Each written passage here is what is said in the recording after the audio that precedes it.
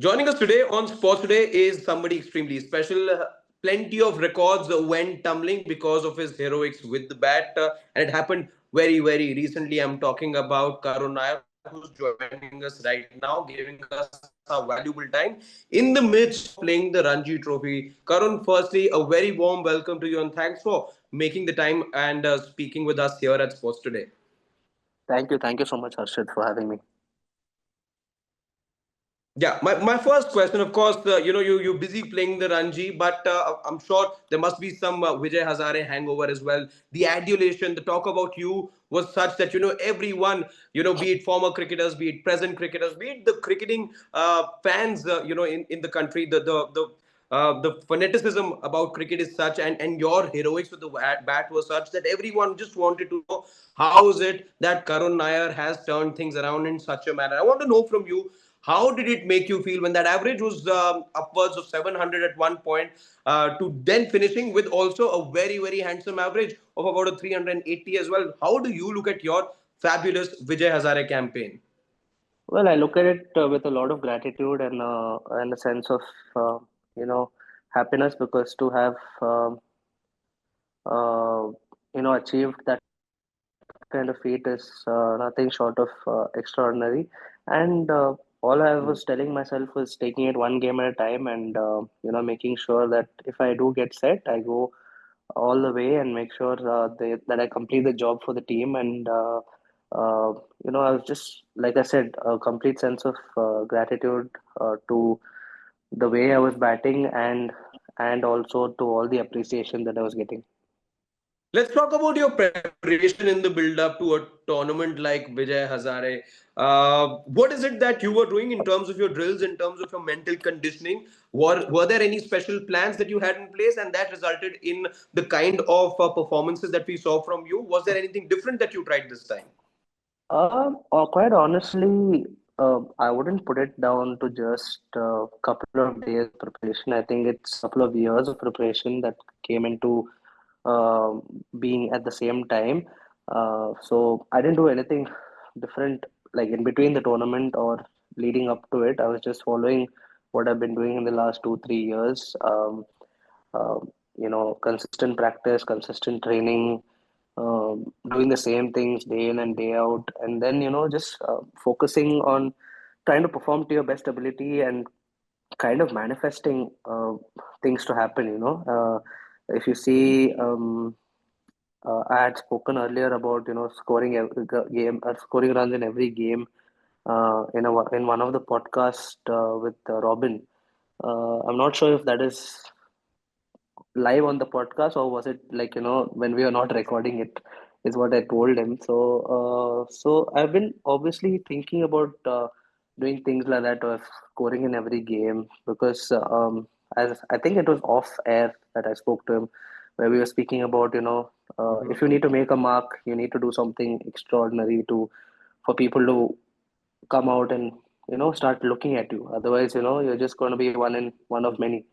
So Yeah. obviously those kind of thoughts are running in your head and you want to do those things, but when you're out there playing on the field, you're not thinking about that. You're just going out there and following your process and judging the situation of what the team needs from you and playing according to that situation. So all these processes and the thoughts are all beforehand or before the tournament, but once you get into the tournament, you're probably focused more on what the team needs from you and how you should be tackling that situation. But you're saying at the back of the mind there was this thing of bringing the door down, and that had to be done by doing something extraordinary, right?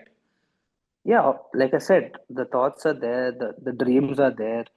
Uh, you think about things.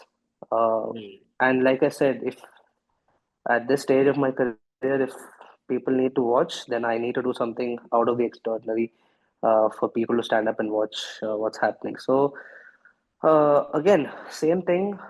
Um, but you don't take those thoughts into the game when you're playing the game, honestly. It's not running in your head when you're playing the ball or when you're playing in the game. The thoughts are there beforehand, and you think about what you can do, and then just let it be at the side, and then you go ahead and play the situation.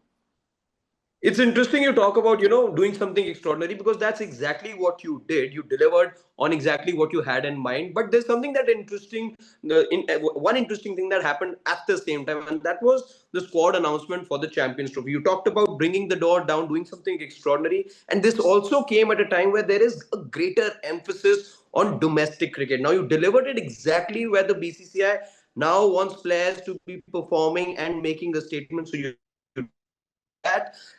Then you do the thing that you said about doing something extraordinary. In all of this, with the Champions Trophy squad announcement that was also to happen around the same time, was Karun Nair also hopeful that maybe he could also be drafted in, because he's done exactly what the present situations demanded?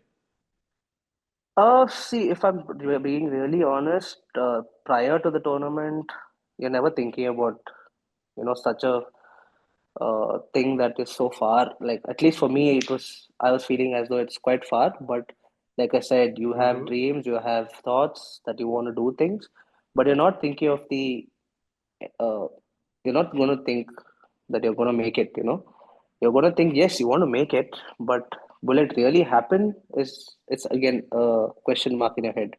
But like I said, obviously I had the dreams. I still have the dream of, I've said it in many interview, I want to be playing test cricket. So quite honestly, that was the only thing on my head. I was never in my head thinking that I'll be even mentioned or spoken about for the Champions Trophy, which I feel really grateful for. And like I said, I've obviously, to be even mentioned, you have to do something extraordinary. So yes, once you do something like that, you see so much appreciation and so much being spoken about, then your thoughts start, going from places to places, and you're, like you said, hopeful. But again, I was really trying to do what I can do and what's in my control, which is to score runs in each and every game and keep things very simple. So no feeling of no feeling of regret, or no feeling of sorrow. You saying when the squad announcement happened, there was nothing going on in like your head. You were fine with whatever was like I said whatever squad that BCCI went ahead like with. like I said, I want to be completely focused on what I should be doing, and which is score runs in every game, and then let the things happen when it has to happen or how it has to happen. So quite honestly, I'm not even thinking about the end result. I want to keep the process going, and which is trying to score every game and trying to contribute to the team winning each and every game. Was there any sort of communication made to you from, let's say, the higher ups, or the concerned stakeholders of the game after the impressive show that you had in the Vijay Hazare? Any sort of communication? Like like I said, my complete focus was on, each and every game. So I wasn't really into all of that, and I want to keep it that way. And just, soak in of all the appreciation that I'm getting. At the same time, I still want to keep performing each and every game that I play. So I want to keep the complete focus on myself and uh, what I need to be doing at this moment.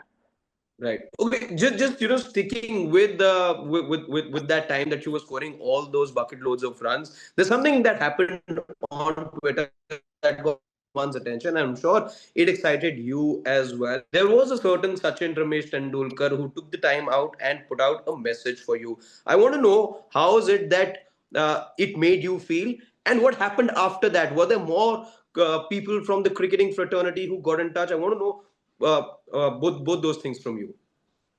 I think it was one of the greatest feelings ever for your childhood hero to, appreciate what you've been doing, and it was an amazing feeling. And I'm really thankful to him to take out the time to, put out that message for me. So really thankful and really blessed to have received those kinds of words from him. Again, like I've been, it's the same thing. Yes, I feel very grateful and blessed to receive appreciation and all the messages. But at the end of the day, I need to keep performing, and every game counts and every innings counts. So I'm at the moment focusing on that. Were you able to sleep the night that he put out that tweet for you? Yeah, yeah, for sure. You get better sleep when people appreciate your, you know, appreciate you, and you hear good things about yourself. Okay, just one more thought. Where we're talking about the glory that you're enjoying right now, but there was also a time, Karun, when you put out this post on social media which said that Test cricket, just give me another chance, give me another opportunity. From that time, I want to know what that feeling was for you back then. That take to social media and have that as the caption, to now being a celebrated cricketer in the country like you are, so much so that people have now been talking about having you back in the setup. Could you tell us what this transition has been like? I think that was quite a emotional and tough moment for me, and hence the tweet, and hence I think it was like a what do you say, heat of the moment kind of feeling, and usually I kind of keep it to myself and keep it together, but I don't know why I couldn't keep it together that day. But yes, it was difficult, and it took some time for me to move on and gather myself and figure out what I should be doing in the months coming. So, like I said, from there to be in this position right now, I think would have uh, is amazing. But again, I've not reached anywhere yet, um, or I've not reached where I want to be yet. So I want to keep going, and I want to keep it very simple and take one day at a time and one match and one innings at a time. Okay, my last question to you, Karun. Going forward, where is it that you see yourself? What future would you want to have for yourself? What is it that you see for yourself over the next few years? I think, like I've said before, and it's quite clear in my head that I want to play for my country again, be it in Test cricket or whatever comes first. I just want to play for my country, and I believe that I can, and I believe that I have the skill to play, and that's where I see myself, and that's where I want to be. And everything that I do on a daily basis is towards that, and there's nothing else in my head or any other goals in my head. Karun Nair, thank you so much for giving us your precious time. We wish you all the luck going forward, and hopefully everything that you wish for, everything goes exactly the way that you want it to. Thank you so much once again for sparing the time and talking to us here at Sports Today. Thank you so much, Sasha. Thank you.